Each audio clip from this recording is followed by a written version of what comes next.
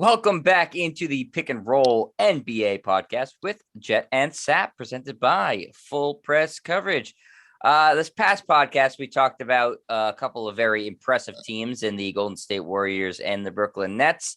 And this podcast, we thought we might do some other impressive teams, but some disappointing teams as well, and players who have been impressive and disappointing. So, Sap, early returns on our biggest surprises and our biggest disappointments. Is there one team and one player that jump at you immediately? I'm not limiting you to just one, but just right off the top of your head, do you have anything? Yeah, in terms of a surprise, the one team that's just absolutely shocked me is Washington, right? They're 10-3. Has to be. Atop the Eastern Conference. Bradley Beal's only averaging 23 points per game, so he's fitting more into the team concept. They traded Russell Westbrook, Kyle Kuzma, Montrezl Harrell are now playing with Washington, playing at a high level. They signed Spencer Dinwiddie as a free agent, which was a really nice signing. Again, not a huge name, but if you follow basketball, you know he's a quality player, right? So they went and built an actual roster. I don't think they're going to keep this up, but they are playing excellent defense, which to me is sustainable. First month of the season, they have to be the biggest surprise in the NBA. And in the Western Conference, actually, I think the Phoenix Suns have been a huge surprise. They're 10-3. I thought they were going to have this massive hangover after losing in the NBA Finals. I believe they got off to a 2-2 start. They won 8 out of 9. You got the DeAndre Ayton contract situation hanging over them. You got Robert Sarver, the crazy owner that was exposed in a lengthy report by ESPN. Nonetheless, they're playing at a very high level. So I'd say surprises, Eastern Conference, Washington, Western Conference, Phoenix. Yeah, I mean, I don't think you can go wrong with either of those answers. To me, Washington's the obvious answer is the biggest surprise in the league right now, that they're 10-3 and on top of the East is downright shocking. I mean, because they were, for the most part, last year a bad team. I think everybody's pretty floored with how well they've played, and they're 8-2 in their last 10 games. They went on the road, they went at home, scoring 108 points a game. They have a +5 scoring difference. I mean, they're doing everything right, Sap. So yeah, hard to argue against them being the biggest surprise. And as far as Western Conference teams, for me, the biggest surprise, I agree with you on Phoenix, but I'm gonna, just for the sake of argument, to go with a different team and say the team we talked about in our last show, which is Golden State. I thought they would be better than they were last year, but I didn't think they'd be this 12-2 and just destroying everybody they play. Sap, 13.6 point per game differential. I mean, they're crushing teams. They're not just beating them; they're crushing them. And that's the highest mark in the league by a lot, by a very healthy margin. So I am very surprised that Golden State is playing at this level. I'm not surprised that they're better than last year, but the fact that they are looking like Golden State from a couple of years ago is surprising to me. Yeah, they're on a 70-win pace, which I don't think is going to happen. I think it's going to be difficult to win 60 games for any team this year because, we're still in the COVID pandemic. There's some weird scheduling where you spend 3 nights in the same city and play 2 games. We saw the Celtics split 2 games in Cleveland over a 3-day period. So you see a lot of that in the league, and then there's load management and all of that stuff. But yeah, Golden State's been phenomenal. I'm going to throw one more team in the Western Conference that, quite frankly, has been a surprise to me, is the Clippers. Right, they're 9-5. Paul George is playing like an MVP. We know they don't have Kawhi Leonard. I expected them to be below 500 out of the playoff picture. They've been a pleasant surprise as well, and Paul George, stepping up big time. Yeah, he is. He's, and especially, I think you and I both, when we did our season preview, thought that they might be in for a dip, not just because Kawhi Leonard was out, but because Paul George would just be gassed. He played so many minutes last year and in the playoffs and was asked to do so much, and he hasn't had any sort of problem with that at all this year. He's been terrific and been pacing the Clippers, and I don't think they're by any stretch a title contender, but the fact that they're staying afloat and not completely bottoming out is certainly a nice surprise for them. Other teams you could certainly say that are big surprises, the Cavaliers, the team you just mentioned, the Celtics split with, they're 9-6 to start the year. They lost Colin Sexton, who was their top scorer from a year ago. They haven't gotten much out of Lauri Markkanen this year, who was their big offseason acquisition. Kevin Love is, sort of a net negative at this point, and yet they're, 3 games above 500 and playing pretty solid basketball, sitting at the 5 seed in the Eastern Conference. Again, early returns. I think ultimately they're not going to make the playoffs, but to be here right now, this is the best Cleveland has looked without LeBron James in 30 years. Oh, it's been a while. Yeah, seriously. Right. You'd have to go back to before LeBron. In the 90s, they had a nice run there Mark with Brad Price. Daugherty, Mark Price, Larry Nance, and they couldn't break through and beat the Bulls. And then again, no one could in the 90s. Yeah, I mean, this is the first non-LeBron team that's actually fun to watch. Evan Mobley looks like Rookie of the Year. I know we compared him somewhat to Chris Bosh, when he came into the league, and I think that's a pretty apt comparison. There's some aspects of his game that reminds me a little bit of Kevin Garnett. I mean, I agree. Blasphemy, but I don't want to make that comparison quite yet. Like, I don't think people should be comparing Mac Jones to Tom Brady. Not fair. No, I do. I do. But yeah, go right ahead. His numbers have been better than Brady's rookie season or his first year as a starter. I get that, but the sport was so different 20 years ago that 18 touchdowns. You can make direct comparison. Yeah, Mac better than Tom Brady without question. So he's going to win 9, 10, 11 Super Bowls, no question about that. But Evan Mobley's been the best rookie. So yeah, Cleveland's been a pleasant surprise. It's good to see some of these teams that are never factors actually be factors, right? Washington, Cleveland doing a really nice job. And I don't know if they can continue doing that, but their fan bases at least should be happy that those teams are at least competitive. Right. Well, the funny thing is so far about the season, talking about surprises and disappointment, the West is sort of like, okay, all these teams that are in the mix in the West right now, again, early returns. You're like, yeah, okay. These are the usual suspects, Dallas, Utah, Clippers, Nuggets. Lakers are hanging in there. The Warriors, obviously, the Suns were the conference champions last year. And then you look at the top of the East, you're like, the Wizards and the Bulls are in there. Right, the Bulls. The we didn't mention them. Yeah, we didn't even mention the Bulls. I would say it makes no sense right now. It makes no sense. It's like upside down. I didn't mention the Bulls because I'm not really surprised by this. I was high on the Bulls. I think they could be as high as the fourth best team in the Eastern Conference, and maybe even higher. I think, eventually Milwaukee will figure out what they're doing. They'll get their injured guys back. Brooklyn's still really talented. Philadelphia, we'll see when Embiid comes back and what they do with Simmons. But I'm not shocked that Chicago's been this good. I mean, you got two elite wing guys in Zach LaVine and DeMar DeRozan, and then, Lonzo Ball's playing like the second pick in the 2017 draft should play like, right? So yeah, I think they're not really a surprise. That's not a surprise to me. Whereas I think Washington, they got rid of Westbrook, which is probably a good move, right? And they brought in, role players, and it's working, and they're playing defense, and they're building something there. So those are the teams that I think have been surprising in the first month. Yeah, in talking about Chicago, Sap, that sort of leads me right into my biggest surprises for players, and it's not a knock on him, but I didn't think he was going to do this. As DeMar DeRozan has been playing like an MVP. I mean, he has just been fantastic for the Bulls. All their acquisitions have been good. Not knocking anybody, but he's been their MVP. He's averaging almost 27 points a game, Sap. And I think this is a guy a lot of people thought was at the back end of his career. This has been the best season of his career. He's integrated seamlessly to Chicago. He's also rebounding and passing the ball a little bit too. 5 rebounds, 4 assists. Not bad for him. And I mean, really, he's been just on an absolute tear for Chicago, pacing them. And this is a team that also has another elite scorer in Zach LaVine, and an elite distributor in Lonzo Ball, and another very good scorer, rebounder, Nikola Vucevic. I mean, they got some damn good players in the Bulls, but DeMar DeRozan has been, to me, the biggest surprise, because I thought he would score 18 a game on this team. But I mean, I think he's 4th in the league in scoring, Sap. He's playing like Kawhi Leonard, right? That mid-range game. And now he's added the 3-point shot to his repertoire.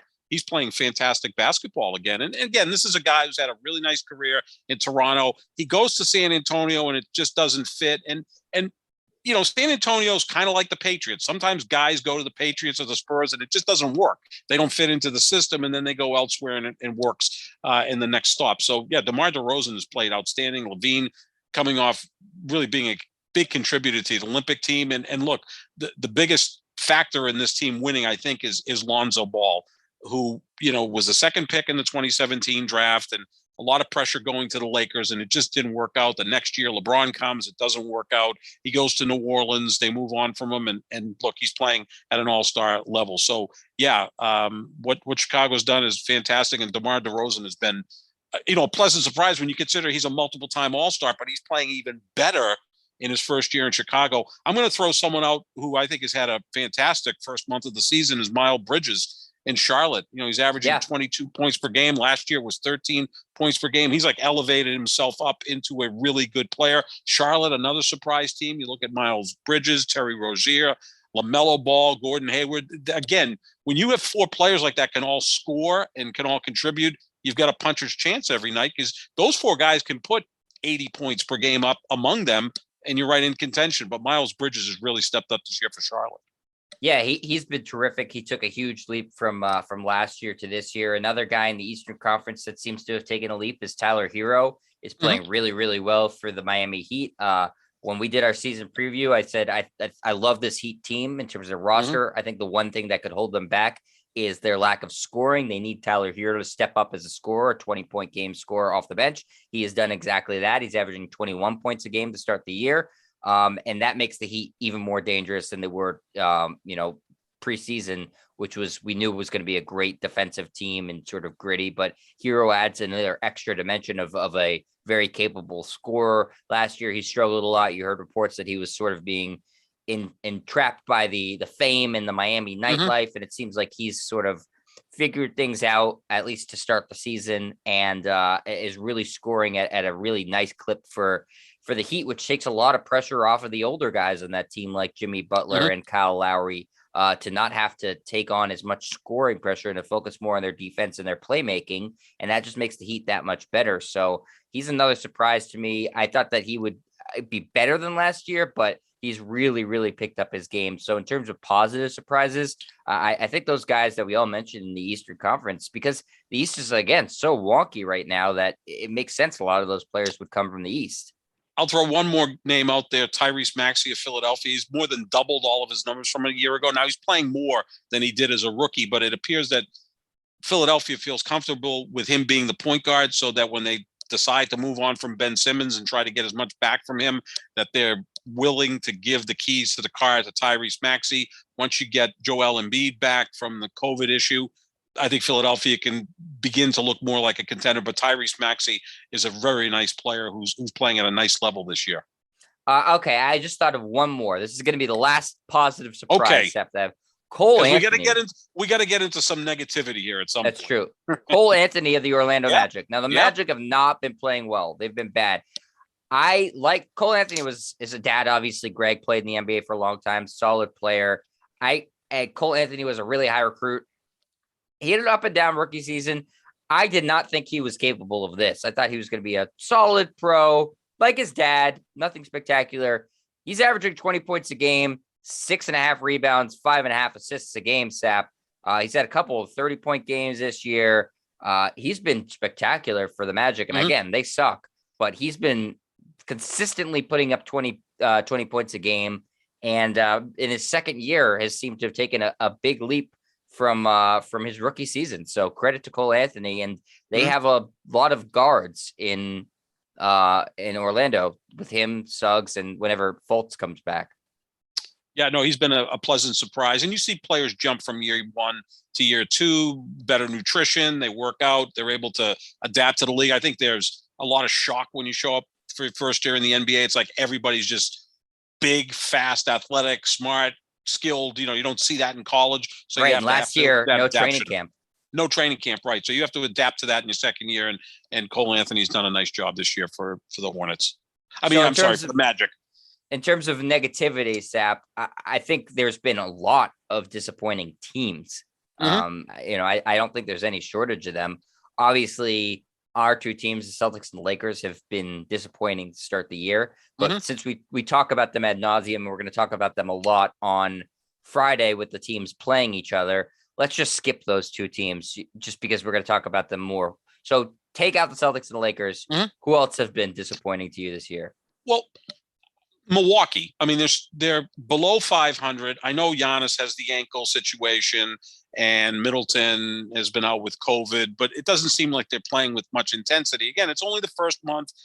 Their season ended just a few months ago when they won their first championship in 50 years. So I understand that, but Phoenix, which lost in the finals, has come out strong. Milwaukee, which won the finals, has come out somewhat weak. They're not playing with the same defensive intensity that they have in their past.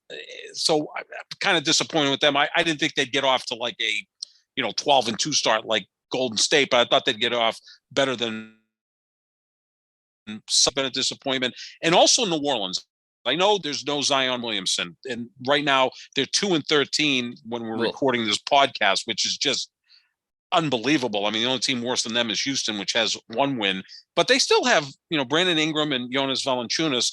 They should win more than 2 games with those 2 guys, right? I would think when Zion comes back, obviously that's going to have an impact, but I'd say New Orleans has been a major disappointment. I didn't expect them to be a playoff team, but I thought they would be just like just outside the playoffs, not contending for maybe the first overall pick, which is what they've been in the first month of the season. Yeah, they're a freaking mess. I mean, they're an absolute mess in New Orleans, and their roster has gotten so much worse. I mean, a couple of years ago, they had Drew Holiday and Lonzo Ball on this team too, and those guys are both gone for minimal to zero return, other than draft capital. But they've gotten, since Zion has gotten there, they've gotten worse, which is hard to believe. It's a mess in New Orleans, and it's, I don't know when Zion's coming back. I think, he just started workouts. I'm sort of getting the feeling that he might not come back this year. What would be the point if when he comes back, they have 2 or 3 wins? We've seen him be a great player when he's healthy, but I don't know that anybody can dig him out of that type of hole. So at that point, you're like, well, why am I coming back to a team that is going to finish bottom 3 in the conference? I agree with you, Sap. I mean, 2-13, that's putrid, and they should be better than that. Better than that. Do what Golden State did a couple of years ago. Just tank, end up getting James Wiseman with the 2nd pick, or do what San Antonio did over 20 years ago. And again, that's like drawing an inside straight flush. I mean, they had David Robinson miss the entire year. They ended up with the 1st pick and got Tim Duncan. I mean, I don't think there's anybody playing college basketball right now that's going to have the career that Tim Duncan had, not even close. But, sometimes that's what you need to do. Make sure that Zion gets that body, is healthy. He's got to get that weight off because it's putting much too much pressure on his joints. I'm not sure, I love the player. I love Zion Williamson. I just like the personality. He seems like a dynamite kid. I think at some point he could be the face of the league, but you can't be the face of the league when you're not playing. So that's and when you're 60 pounds overweight. Right. I mean, unless it's a sideshow at that point. I mean, he's gonna turn into Refrigerator Perry, who was a big star on the Bears in 1985, but had a short career. Let's hope that doesn't happen with Zion Williamson. But I'd say New Orleans has been disappointed because Brandon Ingram, I still think, is a nice player, as is Valanciunas. They should win more than 2 games in the first month, but that's where they're at right now. Yeah, they've certainly been very, very disappointing. The other conference finalists from the East last year, so both the Eastern Conference finalists, the Bucks and the Hawks, very disappointing. The Hawks are 6-9. They've started out really slow. A lot of complaints from Trae Young about the new ball and the new officiating. They don't seem to have gotten their mojo back from the playoffs at all. So they've been very disappointing. Portland, I think that Damian Lillard is more disappointed than what the actual perception of what the Blazers actually are in terms of their record. To me, they look like about a 500 team. They're playing like a 500 team. I think Lillard was hoping that, when he recommitted to the team, that they would be a little bit better than this. So I think it's sort of a disappointment to the eye of the beholder with the Trailblazers. Right. Yeah, no, I think that's a really good point. I mean, and obviously we'll discuss the Lakers and Celtics tomorrow on our podcast leading up to that matchup at TD Garden. Leave them out of it. They've both been disappointing, but we can get really deep into the weeds with those 2 teams tomorrow. In terms of disappointing players, Sap, does anybody jump out at you? Well, I'm going to leave the Celtics and Lakers out of this because maybe we'll talk about that tomorrow, because obviously Jason Tatum's probably been the biggest disappointment in the league. I agree. think you can make a case for that. He's supposed to be an MVP candidate, and he's regressed to being, a maddening player. I'm going to take a veteran who I think is a spectacular player. He's a future Hall of Famer, made it to the NBA's all 75 anniversary teams. James Harden has been horrible this year. And I know he's coming off an injury.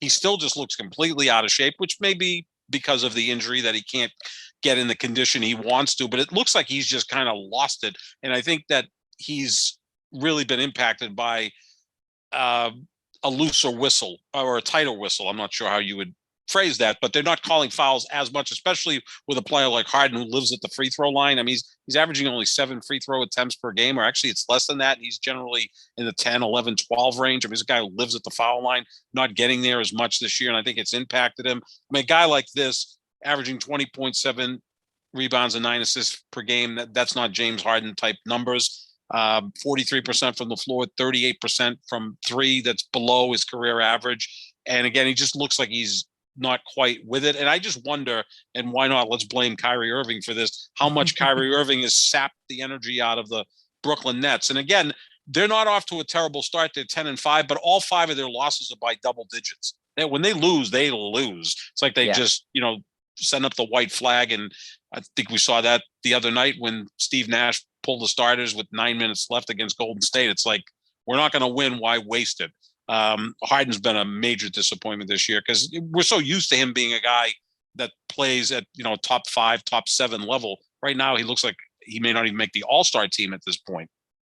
Yeah, I think he's certainly a good pick because I do think the rule changes have had a massive impact on how he plays. I'm going to go with a more broad answer. I'm going to say the 2021 rookie class has been disappointing to me. Yep. There's been some guys who've stood out a little bit. Scotty Barnes, we talked about Evan Mobley a little bit. Those guys have looked the part. But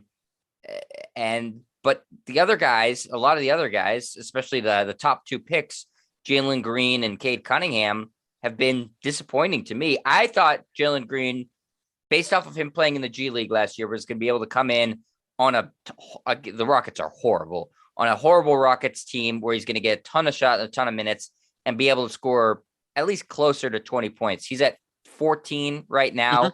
And had a lot of single-digit games. I didn't think that was going to happen to him at all. I'm not saying I didn't expect him to score super efficiently to start, but I thought he would be scoring in the 20s a lot more consistently. He's had one 30-point game. It was obviously against the Celtics.